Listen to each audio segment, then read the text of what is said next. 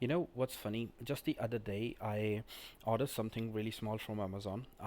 It was, I think, so a toothbrush cover, the kind of thing you wouldn't even think twice about. And boom, it showed up at my door in 2 days, packaged perfectly, easy to return if I wanted to. That right there is the magic of FBA, and it's exactly why so many sellers, including the ones I work with every single day, keep choosing it. So hey everyone, Sami here.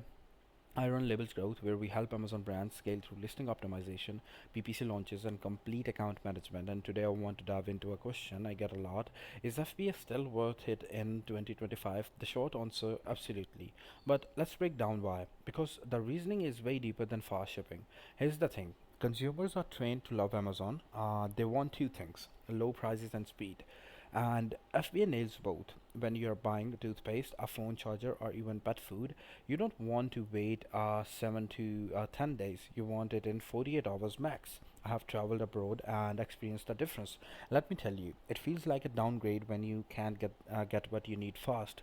That's why Prime customers keep shopping and why sellers who use FBA have such a huge advantage. Now, I know what you're thinking. FBA fees go up every year, and yes, that's true. It gets tougher, but here's the flip side. Running your own warehouse is insanely expensive.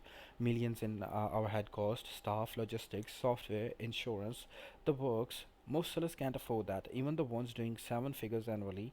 Data shows that only around 75,000 to 100,000 Amazon sellers in the US hit the $1 million revenue mark, and even at that point, very few are ready to handle their own fulfillment.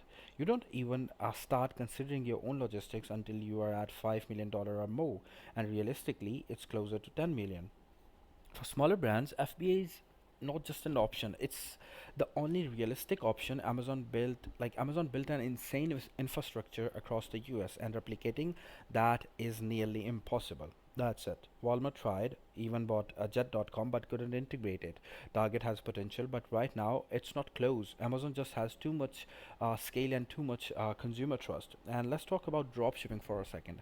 I hear this from newer sellers all the time. Dropshipping is cheaper. Sure, you can technically do it, but the customer conversion difference is huge. Prime wins 10 out of 10 times. If you offer 7-day shipping, you lose 80% or more of your conversions compared to a seller with a Prime badge. Dropshipping doesn't add real value in 2025. The customer doesn't care if you found a supplier on the other side of the world. They care about speed, reliability, and trust. So, what should sellers focus on? First, stick to what you know. If you have got expertise in a category, double down on that instead of chasing random niches you don't understand. Selling to yourself, meaning creating products that you would personally buy, is way easier than trying to guess what a completely different customer avatar wants. Second, focus daily on the basics: traffic and conversion. Everything else is noise. It might not sound glamorous, but boring businesses scale. The brands that do the same kick 10,000 times, just like Bruce Lee said, are the ones that win.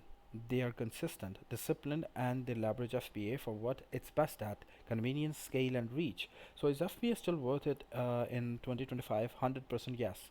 It's harder every year, but it's still the most powerful tool available to sellers. And the best time to get in, yesterday. The second best time, today.